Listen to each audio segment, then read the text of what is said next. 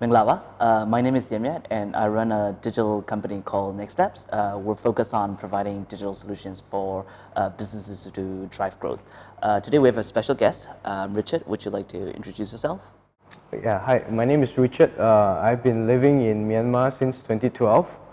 Um, for me, personally, I like to be introduced as a marketing and advertising and brand communication specialist here in Myanmar. First of all, I think also thanks, Yemet, haven't met you for a long time. How you've been doing? Yeah, it's been great. The business is growing, as you know, and we're just working on different projects and trying to support clients. How have you been doing? For me, rather quite good right now. I'm in the financial services. So when I first came, I think in 2012, it was a very different environment at that time compared to right now. I think there's a lot of differences in terms of financial services.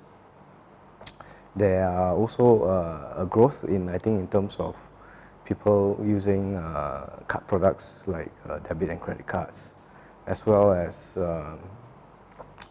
opening up saving accounts. And like entrepreneur like yourself, I think there's also a lot of opportunity for the local SMEs right now to be able to consume, I think, some form of financial products such as loans and also trade services, trade financing as well. I think those are opening up. As you may be aware also, I think this year there'll be also a lot more foreign banks that's going to be in here in Myanmar.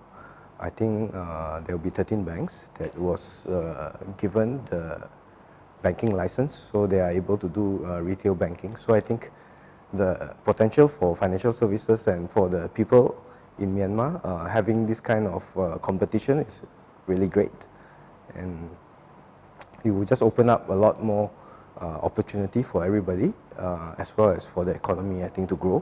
That's a very positive sign. Right. Before I ask you different questions, why don't we go back to when you started lending to Myanmar, right? That was in 2012.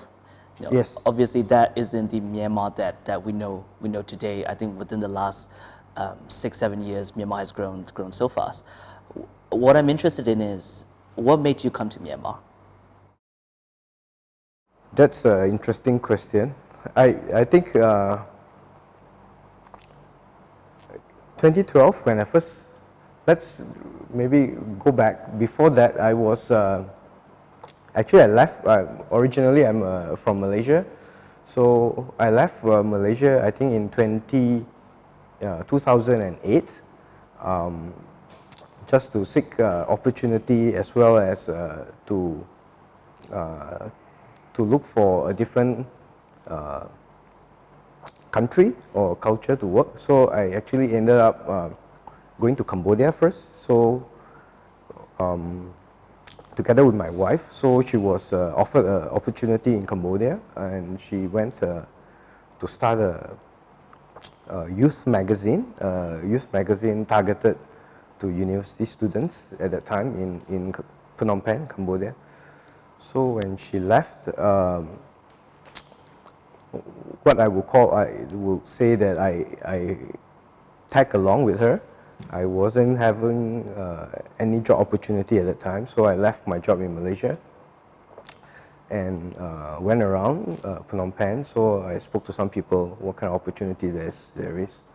So that's how I ended up in Phnom Penh, working in advertising. We spent about 4 years in Phnom Penh, and kind of, I think after 4 years, we felt that we have learned enough. We have put in a lot of work being done. So we also think, where should be our next stop? And to cut the story short, we were actually offered by one of the agency at the time in Cambodia to actually explore the Myanmar market. So because I think in 2011, 2012, Myanmar was, at that time, it was opening up. There was a lot of international press, regional press, and Also, with all this exposure, a lot of brands are very interested in the market. So the ad agencies that I was working with has a lot of inquiries coming in regarding Myanmar market specifically. It's like, what is the population? What are the people there? What do they do? We know agriculture, but in-depth insights they do not really have because it wasn't that open at that time. So I was offered the opportunity to do this kind of like a business development. And with my experience in brand marketing, so I took up the opportunity. I've never been to Myanmar at that time. Oh, I've really? never, yes. Wow. So 2012 was my first time. So I can still remember very clearly from, I think there wasn't direct flight from Phnom Penh to Yangon at that time. So we had to fly to Bangkok. So from Bangkok then we flew to Yangon. I still remember very clearly. I think there was like less than 20 passengers on the flight. It's very, it's a very empty flight. So we came into Yangon airport and there wasn't anybody. So it was very quick. We can get out, our luggage was out. And there's also, the immigration is also very easy. We cleared immediately, and then after that, we just took our luggage out. There wasn't any people in the airport, so it was quite surprising. It was very quiet. So we said, where do we now go to get the taxi? There wasn't anybody. Then we asked, so some guard actually pointed, you have to go down. So we go down to the main road, so there were taxis there. So we took the taxis and went downtown. So that was my first experience. I still remember very clearly. So that's how I transitioned, I think, from Cambodia to Myanmar for the first time. And when we were here for the first week, we felt, I think, quite welcome. The people are very nice. The food is good, so we are comfortable. So we think it's a good country for us to maybe explore a little bit more to see what we can do here and what kind of opportunities that we have. So from there, then how the story started with my journey with Myanmar from 2012 right up to now. So I've been into different industry. Currently now I'm in financial services. Yeah. So so you've been here for almost 8 years. In contrast, you were in Phnom Penh for about 4 years, right? 8 years is almost a decade in such a long time. There must be some attraction about Myanmar that keeps you pulling back into the country. I'm curious to find out what that is. I think first is also for me, I think it's also the sheer size of the country. So there's a lot of places to explore. And also I think Myanmar is quite unique because you have, I will call it like different culture because you have the states, you have also the division. So each state has their own, like for example, like Chin state, they have their own language, they have their own style of food. So that is very interesting. And for me, I think I'm quite curious in that sense that to learn about the ethnic cities, the language, the food. So it has kept me going. It has kept us going. So it's still, I think we are still exploring. There's always things to find out. There's always new things to look at. Even in Yangon, I think there's also a lot of growth. Building that's not here for the last 3-4 years. Now they're mushrooming. There's also a lot of businesses, a lot of F&B outlets. I still remember in 2012, there isn't many choices. So now you have so much choices. You have a different type of variety of food from European, Asian, Thai, Chinese. So there's a variety of food. Yeah, I remember that I came back around the same time. I moved back from Singapore in about 2014. I think one of the things that that was interesting to me was how This whole telecommunications kind of opened up new possibilities and new doors. When I started the business in 2013, me and my team used to work out of Shangri-La Hotel. I think that's a de facto place that everybody was at. That little cafe where That's the place with the fastest internet. Exactly. So you could see pretty much everybody there. Everybody was working, and from that, almost overnight, we got pretty good internet. In fact, I think internet here is probably one of the fastest in Southeast Asia now, right? And that must have created a lot of possibilities, which also meant that consumers have shifted in terms of their expectations. So in your last journey of 8 years, what sort of shifts were interesting, and as a marketeer especially, right? How had you, adapt your thinking, the way that you approach marketing to follow those trends in particular? Yeah, for me, I think the brands that I work with and I work for, I always pride to ensure that we really understand the consumers. I think consumers are the key drivers to any products or to any brands. Without consumers, then there will be no products, there will be no brand, because they are the one actually driving it. So I think at the beginning, a lot of like emerging economies or countries, I think a lot of customers may not be exposed, so they may have, their expectation may be quite low because they are not exposed to a lot of things. So like for Myanmar, the exposure has been fast and quick. So the brands keep coming, and there's also a lot of investment in terms of creating awareness, especially for bigger brands that come into the market. So they really need first the awareness before people actually consume the product. So they need to know, okay, this product's available. And also there's also then some brands that really go beyond and push a lot of boundaries, doing a lot more experiential stuff, so people are actually be able to experience the product. So I've seen that growth from very tactical, I would say. I think when I say tactical, means a lot of on-ground activities, a lot of promotions that are still valid right now, but I've seen the shift to brands are doing a lot more strategic stuff, which means they are more structured right now, not just ad hoc, but I think they understood now the consumers are getting more sophisticated. They want to build the brand. I think brand is also important because it's always a long-term relationship. You always want the customer to come on board with you, and then after they're onboarded, they are your customer. You want to keep them as long as possible. So that's how I think the trend has kind of shifted, because people really, at the beginning, they are very tactical. So people use this product, they don't like it, then they'll try other. So they have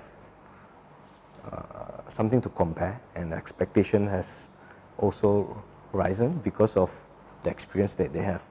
So from there, then brands also will then become a little bit, in terms of their communication, needs to be a little bit more strategic, because customers already know the difference, already know who, basically the awareness is there, but what do we really stand for?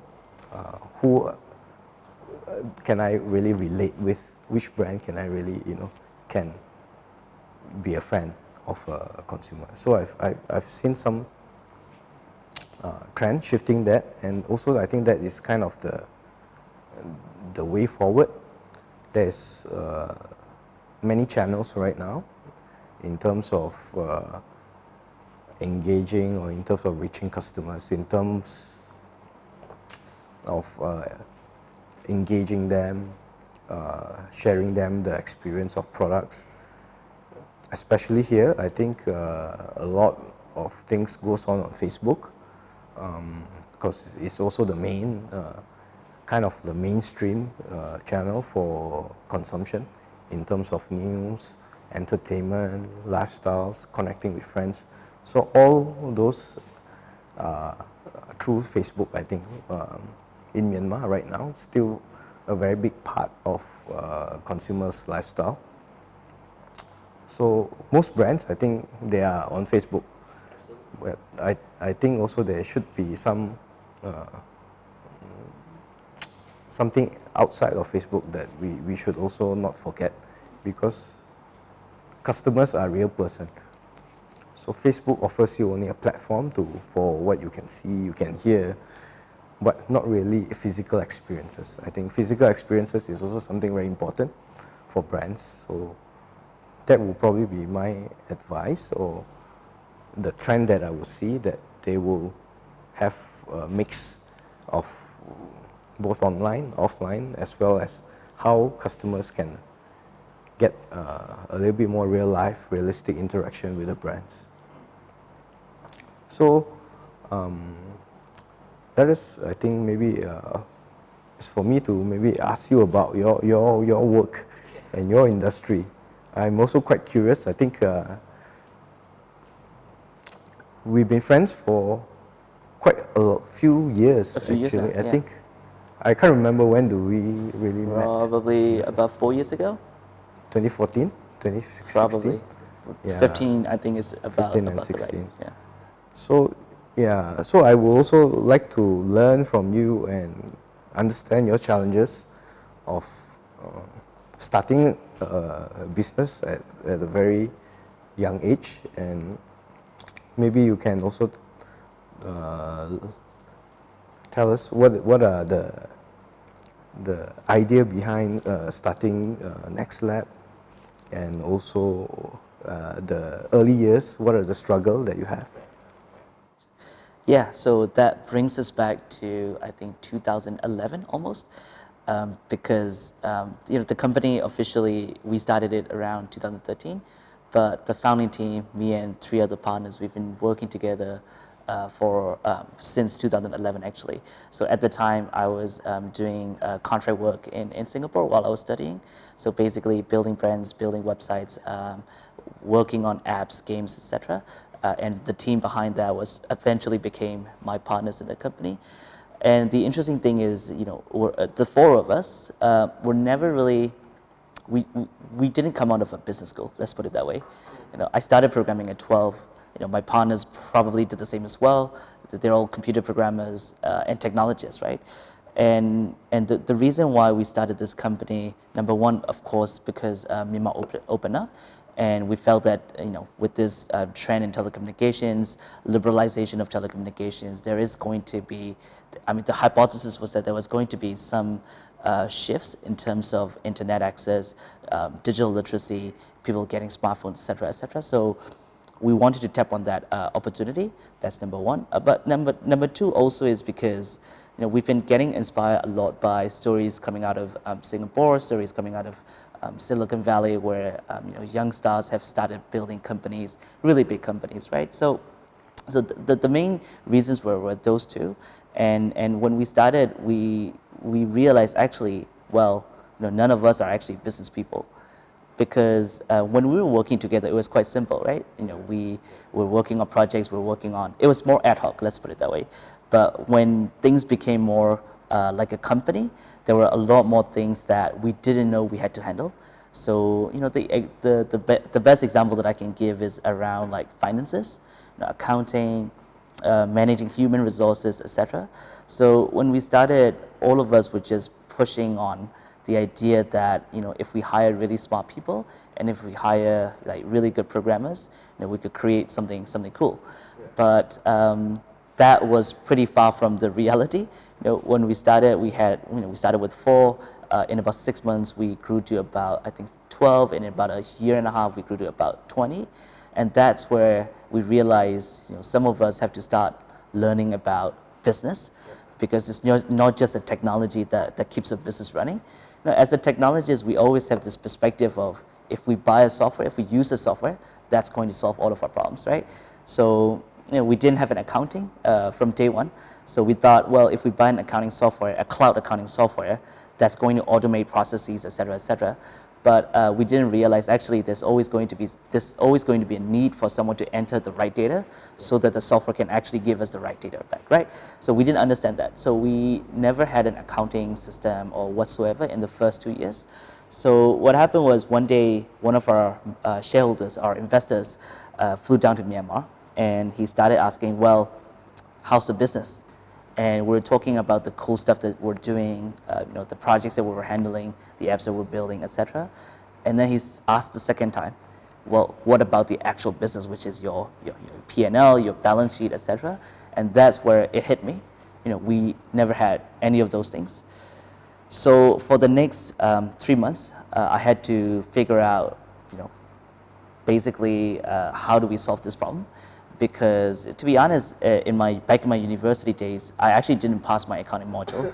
So accounting was the worst thing that the worst thing that I ever had to do. So I had to find people that can support me on actually doing this accounting. Luckily, we managed to find the person, and she's still with us today. She's great. And the first thing that she did when she joined the company was to lock all 4 of us down into a room for a month so that we could actually solve this problem. Because we're creative people, technologists people, we're all about coming up with new ideas, etc. But she was like, nope, you got to do this because otherwise your company is gonna go out of business very soon. So that was my key challenge. Basically, I think it's about not knowing what needs to be done because we're all first-time entrepreneurs. And this is actually my first job. So my biggest personal challenge is learning things as we go, failing, learning things as we go, and figuring out stuff to do as we move along while trying to grow the company. At the same time, we're also trying to learn new things, to pick up new skills. That have been our biggest challenge. And to be honest, I think that's part of the journey, right? Yeah. We're still doing that today. I mean, there are so many things that we don't know. Even after being in business for about 7 years, there are still a lot of things that we don't know. But I think it's part of our job to kind of learn things, relearn, unlearn, relearn again about new challenges and etc. The second challenge that we face primarily is around people. Personally, like going back to our personalities, we're programmers as well. So we don't like to interact with human beings. Let's put it that way, right? So like managing a team, managing people's expectations, motivating them, coaching them, which also is something that I want to ask you later on, has been a challenge because in our head we're always thinking 1 and 0. It's always binary, yes or no. But in reality, with there's a lot of gray. There's a lot of gray in between decimals and etc. Yeah. And that's still something that we're learning along the way. So even after being business in 7 years, these challenges still continue to exist. I think they will still continue to exist for a really long time. But what makes us motivated, what keeps us motivated is the opportunity, right? If we look at Myanmar, there's so many things that can be done. Because when we look outside of Myanmar, right? There's a lot of new technologies coming up. There's a lot of new marketing trends, marketing tools, data, et cetera, that are coming up. So when we absorb those knowledge and look at Myanmar again, we see so many opportunities that we could be working together with different brands, different clients, et cetera. So that mainly keeps us motivated. That also forces us to push the boundaries a little bit more forward. So your business you have been growing it for 7 years. Is it just out of curiosity? So when you first started, maybe right up till now, has it pivoted, or it has stayed similar to where you envisioned at the beginning, or it has kind of completely changed? To be honest, I think that's also something that surprised us. When we started the business, what we are today is nothing like how we started. I think that can be said the same for a lot of companies. When we started, we wanted to build an e-commerce platform in Myanmar, and the hypothesis was that people are going to get internet access. They're going to buy smartphones. They're going to want to have stuff delivered on their phones, etc., etc. But so we started with an e-commerce platform. We spent about 1 year building that platform.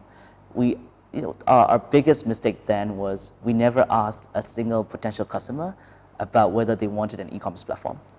We built the technology. It was super cool. It's a bunch of engineers just hacking out stuff. But eventually, when we released the product, it failed, right?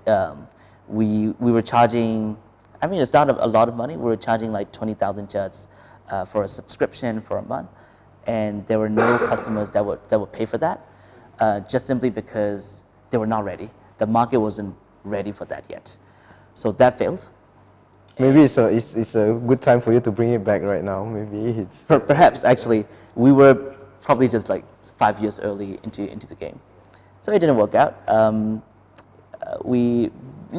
Engineers being engineers, hacking out stuff is part of our DNA, right? So we had to shut down the first product, and we amongst the team we talked and we came up with this new idea about building a social network.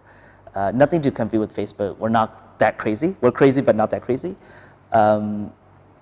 We wanted to build, or we created this anonymous social network. That actually worked out pretty well. In about 2 to 3 weeks, we gathered about 30,000, 40,000 customers very quickly. However, what we didn't notice was because we had no business skills, we didn't know how to make money out of that. We have a product, we have customers, and there's no way to make money out of that. So every month we were just burning through money, burning through cash. So at some point, we made a decision, right? Well, how do we monetize this product?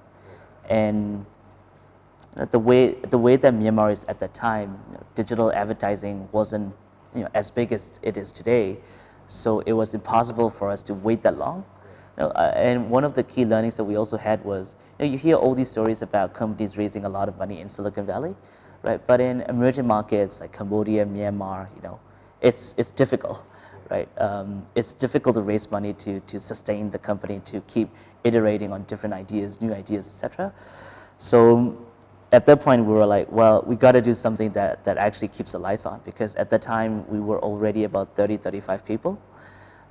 So we had to reboot the company. I also quite clearly remember that during the time, we had a bit of a challenge with our team, because at the end of the day, a company is a collective of people who believes in a mission or a vision, right? And at that time, all of us believed about creating new products and good products, and because of the data and our experience, we realized that's not going to work. Myanmar wasn't ready at that time. So we had to pivot into being a service provider, helping other companies to do what we like to do. And I remember during that time we had a lot of heated discussions among the team, because they were not in agreement with what we had to do to survive. So I think during the time, it was around 2015, probably half the team left, and that really pushed us to reboot the company for real, because we really had to survive. Because on one side I have investors, shareholders that trusted us with their money, so we have that responsibility, and we have people who decided to stay in the company as well. So as founders, we were responsible for their well-being, etc. So we said, well, even though we're not super excited about being a service company, that's what we have to do. So we did it. So in 2015, we pivoted completely into being a service provider. So what we did was we started building apps, websites, which is stuff that we did many years back. So we went back to that because that's something that we knew how to do very well. So we did that, and it kept the lights on. It grew the team actually. We grew back to about 30 people, and then to about 45 people, and slowly clients have started trusting us, and they've started trusting us with a bigger digital scope. So from just building apps, building websites, we eventually expanded into providing online marketing services. We started expanding into providing social media management services, digital advertising, etc., etc. And since then, the company has been growing. So from that moment onwards to now, we've grown to about 100 people as of today. And we're basically doing both technology and marketing. The way I think for us, we don't really see like a clear difference between tech and marketing, because with the advancement of technology, the lines between pure technology and marketing is getting blurrier and blurrier. So because of the way that we think, the hacker mindset, it helps us to look at marketing from a different perspective. So that will be kind of your journey, or the company's journey for the near future as well. Yep. Similar. Yep, exactly. We truly believe in using the power of technology to communicate, to engage with consumers, using the power of technology to make businesses more efficient, right? Processes more automated, and we really just truly believe in that mindset of putting technology at the heart of whatever that we do. Very interesting, I think, what you guys are doing. Also, I think you're probably one of the quite niche, I think, companies here in Myanmar that does provide this kind of solutions. I think not many currently in the country that do such a kind of a vast scope, from web development, right, app creation, right up to social media and digital advertising. I think that's quite a huge or vast kind of coverage that you guys are doing. It's great to see that.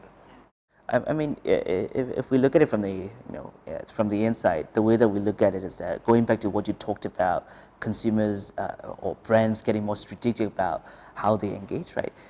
We've seen similar trends in both of the industries. When we back in 2015, it was just about building an app for the sake of building it.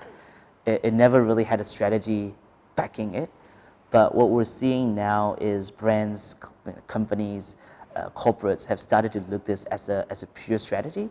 So instead of just doing things on a more ad hoc level, it's essentially looking at the next 5 years, where the company is going, what the vision is, and figuring out the tools and the technology stack and the marketing strategies needed to support that vision. Yeah, that's similar. I think for me, looking at that, it's also opportunity, but also a lot of challenges. I think in terms of technology and in terms of platforms and in terms of behavioral in consumers, I think Myanmar here has a very young market. I think, if I'm not wrong, I think more than 65% is below 35 years old. So huge potential for growth. But when given such a big, huge young generation, I think the behavior of them will also change quite dramatically, because I think also at that age, when you're in 20, when you're in 30, when you're in 40, you can put it that way. When you're in 20-year-old, you just maybe graduate from high school into college or in a university. There's nothing to worry about, everything is fun. Then you go into the 30 phase, where you are married, you have kids, likely you may have some mortgage or loan to service.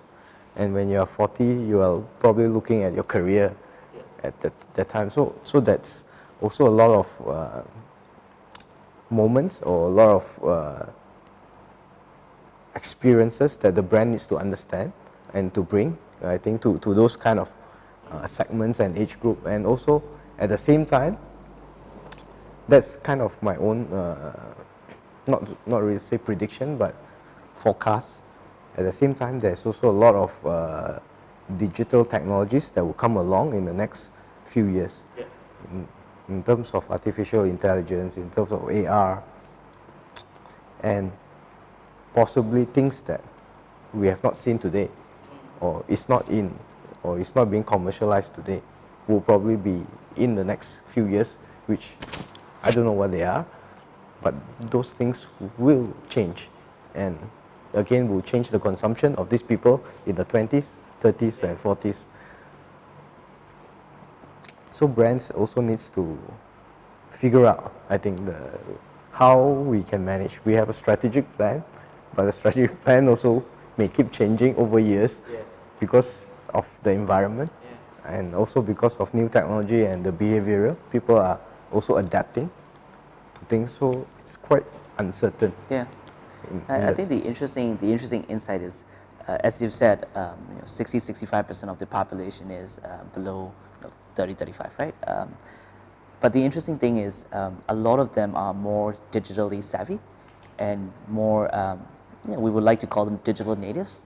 They grow up with the smartphones, right? And I think the rate of change in terms of consumer sophistication, I think there's some correlation between that and being digital natives because you have access to the internet, you have access to content, you have access to education online, right? You have so many there's a lot of factors influencing these consumers that I think the rate of change is getting faster and faster and faster. I think as Myanmar digital literacy continues to grow, and with more consumers getting access to smartphones, internet, etc., I think that rate of change will only grow faster, right? And I think as you've said, especially with brands and companies, they really have to be more agile in planning. And as you've highlighted, it's not just about setting a strategy, but also looking back and reflecting and adapting the strategy to fit into the context of today's world. Yeah, I think I always my way of looking at things is always not so much on the tech side. I think tech is important, but personally for me, I think consumers are the most important. What they consume, what kind of tech products, or what kind of platforms they are on, because platform keeps changing. Yeah. And consumers, how do they adapt to those kind of platforms? Maybe there will be new platforms that will come out. Yeah, like new TikTok, social media, example. for example. There's so many of those. So it's always good to look at the consumers. What do they consume? How do they consume? Then we can work back. Which platform they are on, what is their behavioral, and with technology, how can we usually we will say expedite or go to market much quicker, much faster to reach the consumers that we really want to hit. Right.